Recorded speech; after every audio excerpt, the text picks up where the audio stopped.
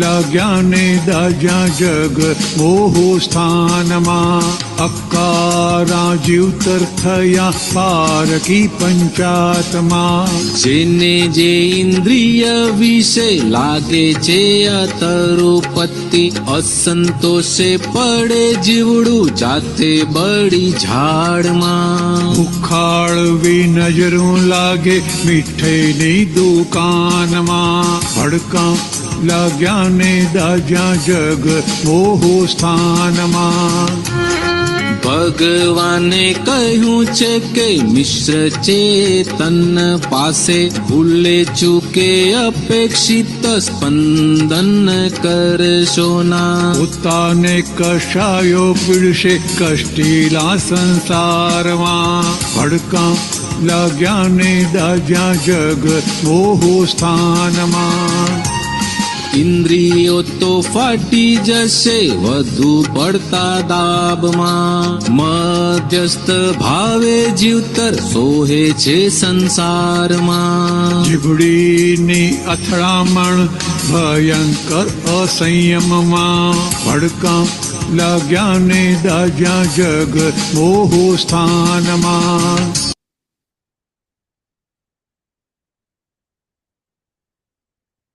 જય સચ્ચિદાનંદ. જય સચ્ચિદાનંદ.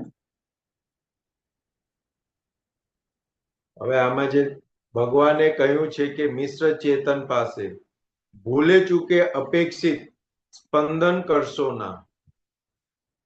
એટલે બહુ મોટી વાત કરી અહીંયા કવિરાજે કે મિશ્ર ચેતન પાસે ભૂલે ચૂકે અપેક્ષિત સ્પંદન કરશો ના.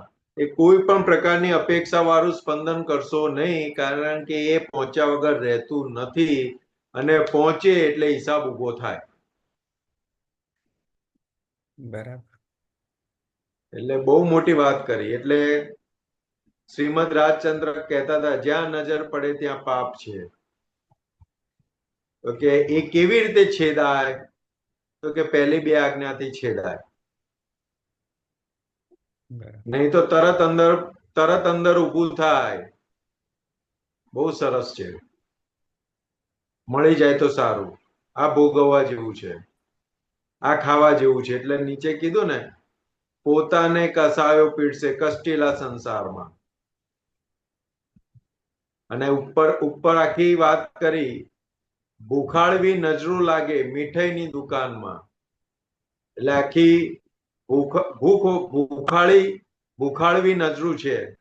એટલે કે જ્યાં સુધી હું કોણ છું એ ભાન નથી ત્યાં સુધી નજર એવી છે. જ્યાં જોયે ત્યાં ભોગવવાની કામના સાથે જોયા રાખે. બરાબર. આ મળી જાય તો સારું, આ મારી જોડે હોય તો સારું, આવું હોય તો સારું. એટલે એ ભૂખવાળી જ નજર છે. એટલે કે ભૂલે ચૂકે અપેક્ષિત સ્પંદન કરશો ના. કારણ કે મિશ્ર ચેતન છે એટલે તરત વેર ઉભું થાય, તરત હિસાબ ઉભો થાય. એટલે કે પોતાના કસાયો પીડશે કષ્ટિલ સંસારમાં. હવે અહીંયા બહુ સમજવા જેવું છે. તો કે કષ્ટિલ સંસારમાં પોતાને કસાયો પીડશે. એટલે કસાયો પીડે છે પણ સંસાર કષ્ટિલ લાગતો નથી. દાદા એટલા માટે પેલી પ્રાર્થના મૂકી છે ને, આ દુનિયાની કોઈ પણ વિનાશી ચીજ મારે જોઈતી નથી. આ દુનિયાની કોઈ પણ વિનાશી ચીજ મારે જોઈતી નથી. હા, તો કે એટલા માટે મૂકવી પડી, કારણ કે જ્યાં ને ત્યાં નજર પડે ને ત્યાં ને ત્યાં અપેક્ષા ને ભાવ ઉભા થઈ જાય. તો કે હવે આપણને ભાવાભાવ રહ્યા નહીં, પણ પ્રતિક્રમણ ખપે છે. બરાબર. કારણ કે એ આપણો મોક્ષ, આપણું અંદરનો જે આનંદ છે ને એની ઉપર આતરો આવે છે. બરાબર. એટલા માટે પ્રતિક્રમણ ને ખપે છે. એટલે કે આ મિશ્ર ચેતન પૂરતું બહુ સાચવવા જેવું છે. દાદા કે બીજી બધી જગ્યાએ ક્લેમ નહીં કરે. દાદા કે એક વખત તમારી થાળીમાં બટાકું આવ્યું ને તમે ના ખાધું તો એ ક્લેમ નહીં કરે કે તમે કેમ ના ખાધું. પણ તમારા વાઈફ જોડે આવીને બેઠા અને તમે એમને રિસ્પોન્સ ના આપ્યો, એમની જોડે વાત ના કરી, તો તરત ક્લેમ ઉભો કરશે. કારણ કે બેવ અપેક્ષા સાથે છે. હસબન્ડ ને વાઈફ જોડે અપેક્ષા છે ને વાઈફ ને હસબન્ડ જોડે અપેક્ષા છે. તો કે મિશ્ર ચેતન છે, બેવ અપેક્ષા વાળા છે, એટલે સ્પંદન કરશો ના. એટલે કે અંદર જેવું કઈ પણ સ્પંદન થશે ને પહોંચ્યા વગર રહેશે ને, અને પહોંચશે એટલે હિસાબ ઉભો થઈ ગયો. બરાબર. તો કે બહુ ચેતવા જેવું છે. અને પછી પોતાના જ કસાયો પોતાને પીડે છે, અંદર રહેલા કસાયો જ પોતાને પીડે છે. અને સંસાર કષ્ટિલ લાગે, પણ સંસાર કષ્ટિલ લાગવા દે નહીં. એટલે આ તો પદ સાંભળ્યું ને, જબરજસ્ત. ભડકા લાગ્યા ને દાજ્યા જગ મોહ સ્થાનમાં, આકરા જીવતર ત્યાં પારકી પંચાતમાં. એટલે કે આ જીવતર આકરા બધા પારકી પંચાતમાં જ જીવતરો આકરા થઈ ગયા. પેલાની જોડે આવું ને મારી જોડે આવું નહીં, પેલાની જોડે આમ ને મારી જોડે આમ. પેલો આમ ફરે અને હું અહીંયા ને અહીંયા પડ્યો છું, પેલો આટલો આગળ વધી ગયો ને હું અહીંયા જ છું હજુ. એટલે આખા જગ મોહ સ્થાનમાં, એટલે જગ મોહ સ્થાનો જે છે જગના, ત્યાં આગળ અટવાયેલો છે બધા. પેલો ગાડી લઈ આવ્યો તો આપણને આપણી ગાડી ના ગમે, પેલો ઘર નવું બાંધ્યું તો આપણને આપણું ઘર ના ગમે, પેલો કઈક નવું લાવ્યો તો આપણને એ ઘરમાં એ ના ગમે, આપણી જોડે હોય એ વસ્તુ ના ગમે.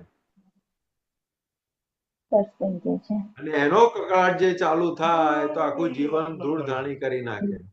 અત્યારે ઘરની અંદર આપણે સામાન્ય જોઈએ ને તો ઘરની અંદર કકળાટ છે શેનો?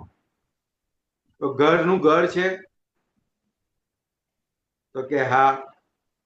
તો એ કેમ ના ગમે? તો કે પેલાનું ચાર રૂમનું ઘર છે, મારું 2 રૂમનું જ ઘર છે, એટલે 2 રૂમનું ઘર પણ ગમે નહીં.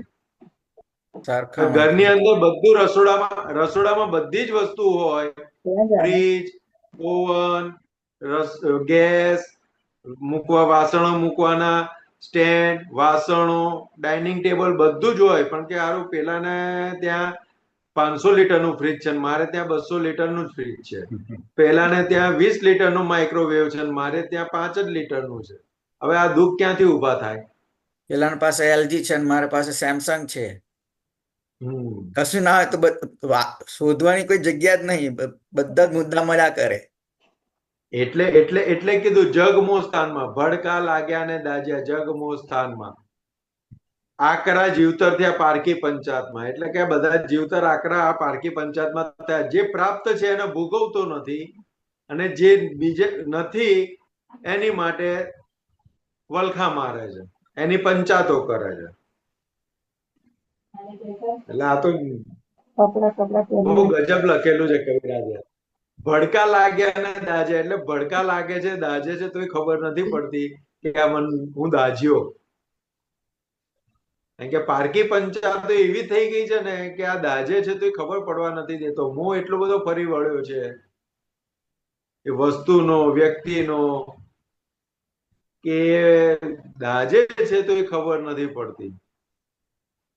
એવું છે. એટલે આટલું સેજ સાચવી લઈએ, પારકી પંચાતો બંધ થાય, ઘણો બધો સંસાર એમને એમ ખરી પડે.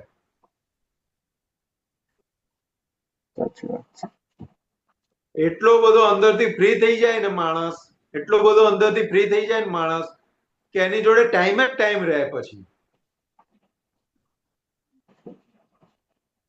આ તો શું પારકી પંચાતમાં જ આખો દિવસ જતો રહે છે, ખબર જ નથી પડતી.